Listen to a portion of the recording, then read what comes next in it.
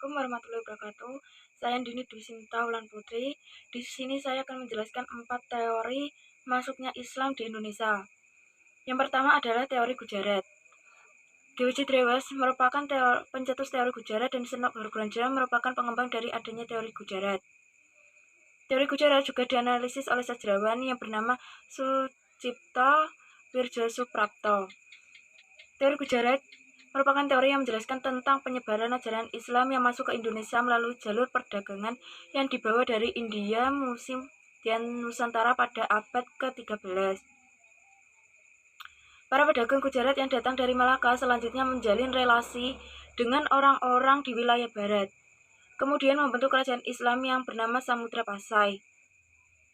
Terdapat bukti-bukti yang menguatkan penyebaran ajaran Islam, salah satunya adalah makam Malik As-Saleh. Dia adalah pendiri kerajaan Pasai. Kedua, teori Arab. Teori Arab merupakan teori tentang penyebaran Islam yang menjelaskan bahwa ajaran Islam mulai masuk ke Nusantara langsung dari Arab.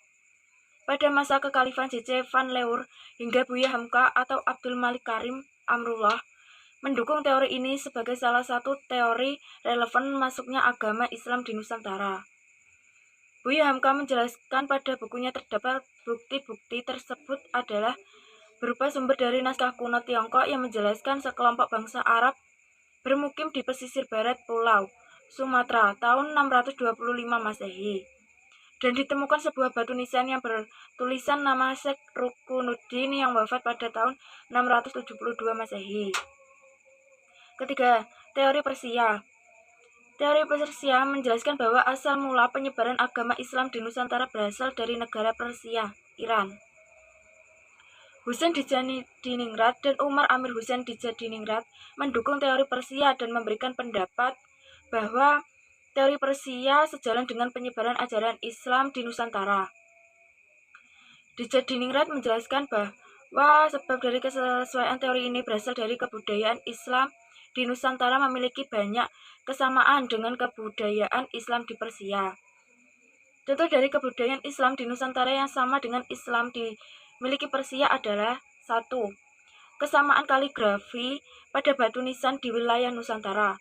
2. Ritual tabut di Bengkulu dan Tubuh di Sumatera Barat di mana hampir sama dengan ritual keagamaan di Persia yang diadakan setiap tanggal 10 Muharram.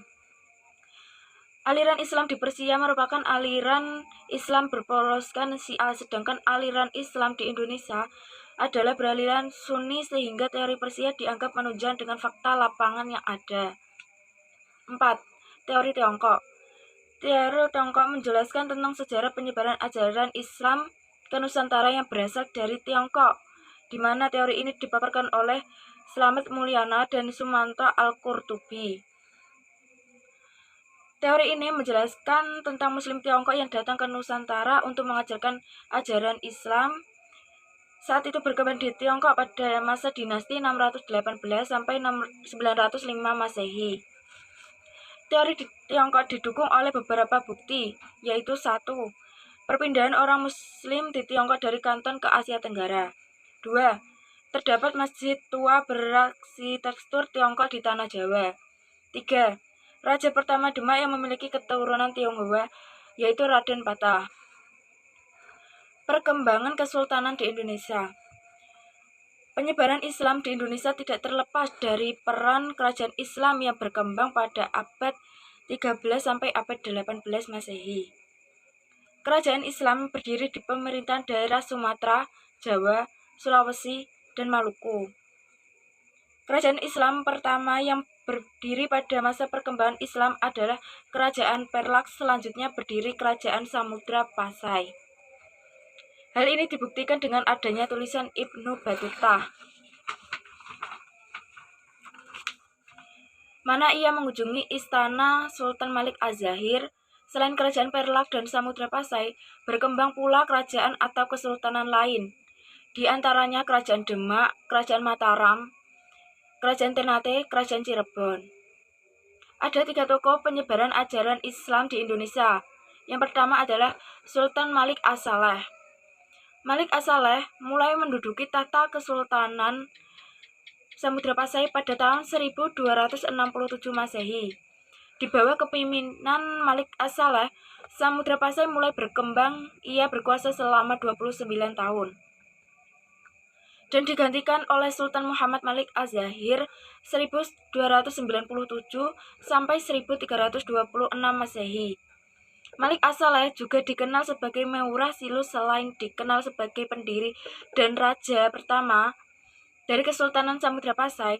Malik as-Saleh juga merupakan tokoh penyebar agama Islam di wilayah Nusantara dan Asia Tenggara pada abad ke-13 Masehi. 2. Sultan Ahmad. Sultan Ahmad, ia bergelar sebagai Sultan Malik at-Tahir saat menjadi sultan di Kerajaan Samudra Pasai. Saat ia memerintah Samudra Pasai dikunjungi oleh Ibnu Battuta. Ibnu Battuta mengemukakan bahwa Sultan Ahmad sangat memperhatikan perkembangan dan kemajuan Islam. Ia terus berjuang untuk menyebarkan Islam ke berbagai wilayah di sekitar Samudra Pasai. Salah satu bentuk perkembangan masal Sultan Ahmad adalah pemerintahan kerajaan Samudra Pasai masa itu. 3. Sultan Alauddin Riayat Shah. Ia merupakan seorang tokoh terletak dasar-dasar kejayaan kerajaan Aceh. Saat itu militer kerajaan Aceh terkenal sangat andal karena mendapat bantuan dari kerajaan Turki Utsmani. Sultan Alauddin Riayat Shah menyebarkan Islam di wilayah Aceh. Ia mengundang para ulama dari Persia dan India untuk mengajarkan Islam di Aceh hingga agama Islam berhasil disebarluaskan sampai ke Minangkabau dan Indrapura. Sekian, terima kasih. Tokoh penyebar ajaran Islam di Indonesia. Banyak tokoh yang berperan aktif dalam penyebaran ajaran Islam. Di antaranya Sultan Malik as-Saleh, Sultan Ahmad, Sultan Alauddin Riayat Shah, Wali Songo, hingga Sultan Zainal Abidin. Yang pertama, Sultan Malik as-Saleh. Karena pengaruh kekuasaan yang dimiliki Sultan Malik as-Saleh, Islam bisa berkembang luas di wilayah Nusantara hingga ke negeri-negeri lainnya di kawasan Asia Tenggara. Beliau dikenal sebagai pendiri dan raja pertama dari Kesultanan Samudra Pasai. Selanjutnya, Sultan Ahmad. Ia bergelar Sultan Malik at-Tahir II saat menjadi sultan di Kerajaan Samudra Pasai. Salah satu bentuk perkembangannya berupa sistem pemerintahan Kerajaan Samudra Pasai masa itu. Sultan Alauddin Riayat Shah merupakan seorang tokoh peletak dasar-dasar kerajaan Aceh.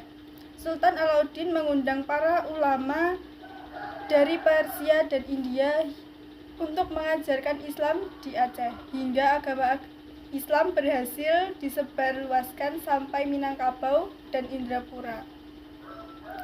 Selanjutnya, Wali Songo. Wali Songo menjadi tokoh penyebar ajaran Islam di Pulau Jawa, mulai dari pendidikan, pernikahan, perdagangan, kebudayaan, kesenian, dan politik dijadikan sebagai saluran dakwah oleh Wali Songo. Tokoh-tokoh Wali Songo adalah Maulana Malik Ibrahim atau Sunan Gresik, Raden Ahmad atau Sunan Ampel, Maulana Makdum Ibrahim atau Sunan Bonang, Raden Paku atau Sunan Giri, Syarifuddin Sunan Derajat, Syarif Hidayatullah atau Sunan Gunung Jati, Raden Masyahid atau Sunan Kalijaga, Ja'far Shadiq atau Sunan Kudus, dan Raden Umar Said atau Sunan Muria. Selanjutnya, Sultan Alauddin ialah penyebar Islam di Sulawesi Selatan. Pada masa pemerintahannya, penyebaran Islam mencapai Buton dan Dompu.